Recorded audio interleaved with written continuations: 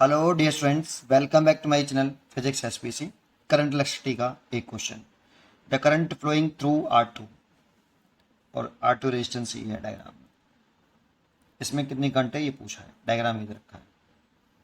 तो कुछ सबसे पहले आपको ये समझना होगा, बहुत से बच्चों को ऐसा लगता है कि ये व्हीटस्टोन ब्रिज है। तो पहली बात कि क्योंकि ऐसा लगता है कि इसका इसका रेशियो देखो बराबर है, 2 और 6, 4 और 6 का रेशियो 2/3, इसका रेशियो 2/3, इसमें कोई करंट नहीं जाएगी। वो ऐसा बच्चा कर देता है। व्हीटस्टोन ब्रिज नहीं है भाई। ये व्हीटस्टोन ब्रिज होने के लिए जो कॉमन रेजिस्टेंस होता है ना, जैसे ये कॉमन रेजिस्टेंस है, एक डायगोनल में कॉमन रेजिस्टेंस और दूसरे डायगोनल में सेल लगाना चाहिए। एक डायगोनल में कॉमन रेजिस्टेंस और दूसरे डायगोनल में सेल होना चाहिए बेटा। तो सेल तो यहाँ लग रहा है 8 वोल्ट का।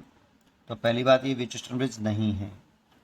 ठीक है। अब दूसरा पॉइंट कि सबसे पहले अब अगर हमें इसमें करंट निकालनी है तो नॉर्मल तरीके से आपको इसमें करंट निकालनी है तो नॉर्मल तरीके से आपको टोटल करंट चाहिए। पहले सबसे पहले ये टोटल करंट कितनी है ये चाहिए बेटा, और इसके लिए आपको पूरे सर्किट का टोटल रेजिस्टेंस निकालना पड़ेगा। टोटल रेजिस्टेंस मालूम पड़ जाएगा। टोटल पोटेंशियल डिफरेंस हमारे पास 8 वोल्ट है, तो I/V/R करके हम टोटल करंट निकाल देंगे, फिर वो करंट डिस्ट्रीब्यूट होगी, है ना। तो शुरुआत करते हैं, चलो। तो सबसे पहले टोटल रेजिस्टेंस निकालते हैं। तो देखो ये और ये आपको किस में दिख रहे हैं, सीरीज में। तो 4 और 2 6 सीरीज कॉम्बिनेशन हो गया। मैंने इसको रीड्रॉ कर रखा है, ये रहा, इसको मैंने रीड्रॉ कर रखा है। तो देखो ये बाकी का तो मैंने ऐसे कैसे बनाया है, इन दोनों को मैंने सीरीज में कर लिया है, ये रहा। तो 4 और 2 6 हो गया, सीरीज में लिख देता हूँ, यहाँ सीरीज में 6 ओम आया। अब आ गए हम इस डायग्राम पर। ये दिख रहा है कि ये और ये पैरेलल में है। अगर इसका पोटेंशियल मैं x मान लूँ और इसका 0 वोल्ट मान लूँ, जैसे इसका v माना तो इसका 0 है, इसका v है, तो इसका v पोटेंशियल लो पोटेंशियल है इसलिए 0 वोल्ट मान लिया, इसका हाई पोटेंशियल है तो v मान लिया। अब इसका कुछ x मान लूँ, तो अगर x मानूँ तो इसका पोटेंशियल डिफरेंस हो गया, मान लो x मान लेता हूँ, पोटेंशियल x मान लिया, तो इसका पोटेंशियल डिफरेंस हो गया x माइनस के 0, इसका भी x माइनस के 0, और तो पोटेंशियल डिफरेंस सेम है, दैट मीन्स ये पैरेलल में है। तो इन दोनों को आप पैरेलल में कनेक्ट कर लीजिए। तो 6 और 6 का पैरेलल करेंगे तो आप इस फॉर्मूले से कर सकते हो, R is equal to R dash R1 R2 over R1 plus R2। ये आया यहीं से है, 1/R dash is equal to 1/R1 plus 1/R2 plus and so on. अगर आप इसमें 2 का करोगे तो ये आएगा। 3 के लिए ऐसा नहीं वैलिड नहीं होता, 3 के लिए इसी से करना पड़ेगा, ये केवल 2 के लिए वैलिड होता है। तो कर लीजिए यहाँ से, 6 और 6 है तो 6 इंटू 6/12, है ना। दोनों को ऐड कर लिए नीचे, 6 से कट गया 2R और 2 से कट गया 3, तो 3 ओम आ गया। आधा आता है वैसे ही, है ना। अगर ये इक्वल रेजिस्टेंस है तो उसका हाफ आएगा A, तो ये 3 ओम आया, तो मैं यहाँ 3 ओम ले देता हूँ। ठीक है। अब जरा देखो कि इसका पोटेंशियल तो 0 था, इसका V है, तो देखो यहाँ पर ये वाले सीरीज में दिख रहे हैं, ये दोनों सीरीज में दिख रहे हैं, तो 3 और 3 सीरीज में हो जाएगा। अगर ये दोनों मैं सीरीज में कर दूं तो ये 3 और 3 6 हो जाएगा। तो देखो इसका मैंने रीड्रॉ कर लिया यहाँ, तो इसका ये 6 ओम आ गया। ठीक है। अब ये और ये फिर पैरेलल में दिख रहे हैं, क्योंकि इसका पोटेंशियल 0 है, इसका V है, इसका Y मान लेते हैं, D वाले पॉइंट का कुछ तो पोटेंशियल होगा Y, तो ये दोनों फिर पैरेलल में दिख रहे हैं, है ना। तो ये 6 और 3 का पैरेलल कर लें, तो 6 इंटू 3 डिवाइड बाई 9, 3 से काट दो 3 बार और 3 से काट दो 2 बार, तो 2 ओम आया। इन दोनों का पैरेलल कॉम्बिनेशन करने पर 2 ओम आया। तो देखो मैंने इसको रीड्रॉ कर रखा, यहाँ 2 ओम लिख लिया। ठीक है। अब यहाँ पे देखो इसका पोटेंशियल 0 वोल्ट है और इसका V वोल्ट, और यहाँ से करंट चलेगा तो ये आपका ऐसे करंट जाएगा, तो ये दोनों सीरीज में हो गए, तो ये दोनों सीरीज में है, तो 2 और 2 4 हो गया, तो ये 4 हो गया। और फिर ये पैरेलल में है, तो 4 4 इक्वल हैं, तो इक्वलेंट रेजिस्टेंस जो आएगा वो 2 ओम आएगा। तो आप ये देख सकते हो, देखो 4 इंटू 4 डिवाइड बाई 8, ये काट दिया, 2 से 2 काट दिया, तो 2 ओम आ गया। तो इक्वलेंट रेजिस्टेंस आ गया हमारा 2 ओम। ठीक है। इक्वलेंट रेजिस्टेंस हमारा कितना आया, 2 ओम। अगर 2 ओम इक्वलेंट रेजिस्टेंस है और पोटेंशियल डिफरेंस इतना है, तो ये जो करंट आएगी आई बराबर पोटेंशियल डिफरेंस 8 वोल्ट और इक्वलेंट रेजिस्टेंस 2 ओम, I बराबर V/R से, है ना। तो ये 4 एम्पीयर करंट आ गई, ये 4 एम्पीयर करंट आ गई, क्योंकि ये 2 से कट गया 4 बार। अब सोचो यहाँ से 4 करंट है, तो यहीं से शुरुआत करेंगे, अब उल्टी चलेंगे ऐसे करंट को डिवाइड करते हुए। तो ये रेजिस्टेंस इक्वल है, तो करंट इक्वल पार्ट में डिवाइड होगी, तो इसमें 2 एम्पीयर जाएगी, तो इसमें भी 2 एम्पीयर जाएगी, है ना। इसमें अगर 2 एम्पियर जाएगी तो इसमें जो इक्वल रेजिस्टेंस में करंट इक्वली डिवाइड होती है, इसलिए 2 एम्पियर। अब इससे ऊपर वाला सर्किट ये था, यहाँ से करंट 4 एम्पियर चल रही थी, इस वाली ब्रांच में जो 4 ओम का रेजिस्टेंस था ई और ए के बीच में लग रहा था, उसमें 2 एम्पियर करंट जा रही थी। इससे ऊपर वाली ब्रांच में यहाँ पर आपकी 2 एम्पियर करंट जा रही है, ठीक है। इसी को यहाँ आ जाओ तो इस वाले करंट में ये 4 एम्पियर करंट है, ई और ए के बीच में 2 एम्पियर करंट गई, और इसमें जो करंट गई है आपकी ये वाली, ये 2 एम्पियर गई है। तो यहाँ आके इस वाले पॉइंट को अगर मैं डी वाला पॉइंट कह रहा हूँ, ये डी पॉइंट था आपका ये रहा, और ये ए पॉइंट था, डी और ए के बीच में 3 ओम लग रहा था। तो इस जगह पर आके ये 2 एम्पियर करंट जो होगी वो डिवाइड होगी। देखो ये तो यहाँ पर पहुँच गई, यहाँ से इधर जाएगी बेटा ये वाली करंट, तो ये वाली करंट पहले ऊपर जाएगी। तो इस वाली करंट को देखो आप, यहाँ आके ये 2 पार्ट में डिवाइड होगी, एक इसमें और एक इसमें। अब ये 3 ओम का है और 6 ओम का, तो इक्वल करंट नहीं जाएगी, तो कितनी जाएगी वो देख लेते हैं। तो देखो इसका मान लेता हूँ, अब कुछ भी मान लो, जैसे इसे I1 मान लेता हूँ, इसे I2 मान लेता हूँ, ठीक है। तो इसे कैसे निकालें, तो क्या करा करो आप कि अगर ये करंट डिवाइड हो रही हो और टोटल करंट हमें मालूम है, देखो ये 2 ampere current, this is a total current I, यही करंट तो डिवाइड हो रही है। तो आप करो इन दोनों का रेशियो निकाल लो, I1 रेशियो I2। अब करंट का जो फॉर्मूला होता है वो होता है potential difference upon resistance, V upon R। तो देखो इन दोनों रेजिस्टेंस का जो पोटेंशियल डिफरेंस है, इसका VD और इसका VA, तो पोटेंशियल डिफरेंस है VD माइनस VA, और इसका भी कितना है VD माइनस के VA।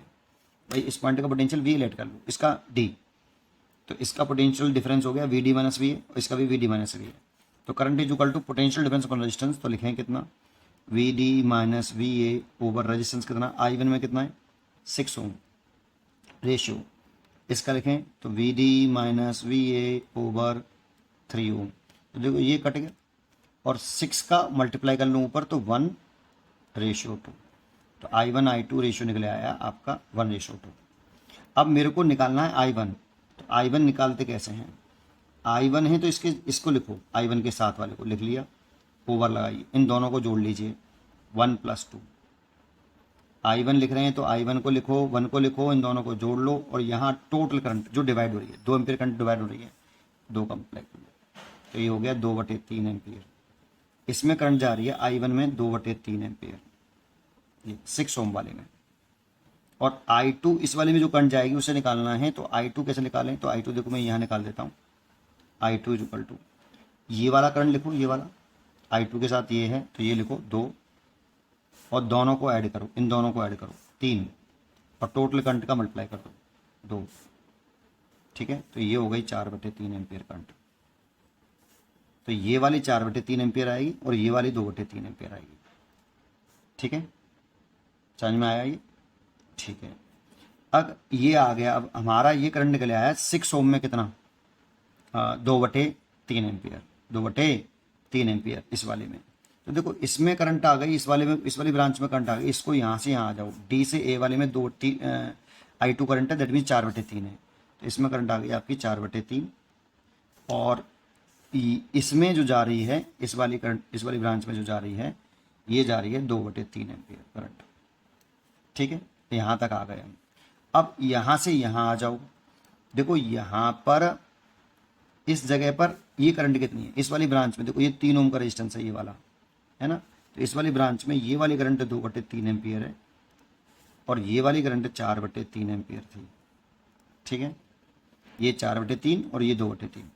तो अब यहाँ आ गए, तो 2/3 इसमें करंट है, तो देखो यहाँ पर अब ये करंट द्वारा से डिवाइड होगी 2/3 वाली एम्पियर वाली करंट। तो सोचो ये इक्वल रेजिस्टेंस है, इक्वल रेजिस्टेंस से तो आसान हो गया यार, करंट इक्वली डिवाइड होगी, तो इसमें करंट जाएगी 1/3 एम्पियर, 2/3 का आधा कर लो तो 1/3 एम्पियर, और इसमें भी करंट जाएगी 1/3 एम्पियर, 1/3 एम्पियर। अब यहाँ से हम सीधे अपने मेन सर्किट डायग्राम में आ गए। देखो ये जो करंट आ रही थी ना आपकी, कौन सी वाली, ये वाली, ये जो करंट आ रही थी जो 3 एम्पियर में आ रही थी, ये वाली में 3 ओम में आ रही थी, वो 2/3 एम्पियर थी, और ये वाली करंट थी ये 4/3 एम्पियर थी, और इस 2 ओम में करंट आ रही थी, ये आपकी 2 एम्पियर करंट आ रही थी। इसमें जो करंट थी ये आपकी 2 एम्पियर करंट थी, इसमें ये करंट थी ये 4 एम्पियर करंट थी। तो देखो ये 4 एम्पियर, ये 2 एम्पियर आ रही है, इधर से 2 एम्पियर, ये 4/3 आ रही है। फिर ये 4/, ये 2 एम्पियर डिवाइड हुई 4/3 और 2/3 में। 2 एम्पियर डिवाइड हुई थी आपकी, 2 एम्पियर डिवाइड हुई थी इस 2/3 एम्पियर और 4/3 एम्पियर, है ना। और अब ये 2/3 एम्पियर अगेन डिवाइड हुई थी, देखो यहाँ इस वाले 6 ओम में गई थी 1/3 और इस वाले में गई थी, इस वाली ब्रांच में 1/3। इस 6 ओम में सी और ए के बीच वाले में 1/3 गई, तो इसमें गई 1/3 एम्पियर। तो ऑब्वियसली इसमें कितनी गई होगी 1/3 एम्पियर। तो इसमें करंट आ गई देखो 1/3, इधर से 1/3 आ रही है तो ऐसे हो जाएगी 1/3 एम्पियर, और इधर से 1/3। तो देखो ये वाली और ये वाली मिलेंगी, ये वाली और ये वाली करंट, सॉरी ये वाली और ये वाली करंट मिलेगी तो 2/3 ये वाली करंट हो जाएगी, और 2/3 और 4/3 दोबारा से मिल जाएंगे, तो ये करंट जो हो जाएगी यहाँ पे 2 एम्पियर, और 2 एम्पियर इधर से आ रही है तो 2 ampere plus 2 ampere 4 ampere, 4 ampere जितनी करंट निकलती है उतनी एंटर करती है। देखो पूरा सर्किट मैंने कंप्लीट कर दिया है यहाँ पे कि करंट कौन सी रेजिस्टेंस में कितनी होगी। यहाँ पे हमसे पूछा, केवल इसमें किसी रेजिस्टेंस से पूछता सब में करंट निकाल डाली। आप इसको सीखिए अच्छी तरीके से। और इस मेथड को जो हम बोलते हैं, इस वाले मेथड को कंपोनेंडो डिविडेंडो मेथड बोलते हैं। बड़ा आसान अच्छा मेथड होता है ये, ठीक है। करंट डिवाइड करना हो, टोटल करंट बताओ, करंट डिवाइड करना हो, 3 करंट होती हैं तो I1 ratio I2 ratio I3 लिखते, पैरेलल में होनी चाहिए, फिर ऐसे लिख लेते, फिर ये कट जाता, फिर रेशियो निकाल लेते, फिर I1 लिखते तो यहाँ पे I1 के सामने वाली करंट बाकी के तीनों करंटों को जोड़ता और टोटल करंट का मल्टीप्लाई कर लेता। इसे कंपेंडेंडो डिविडेंडो मेथड बोलते हैं। इसे आप करंट निकाल सकते हो। पढ़ते रहिए और खुश रहिए। इसका आंसर होना चाहिए डी। पढ़ते रहिए और खुश रहिए। Thank you.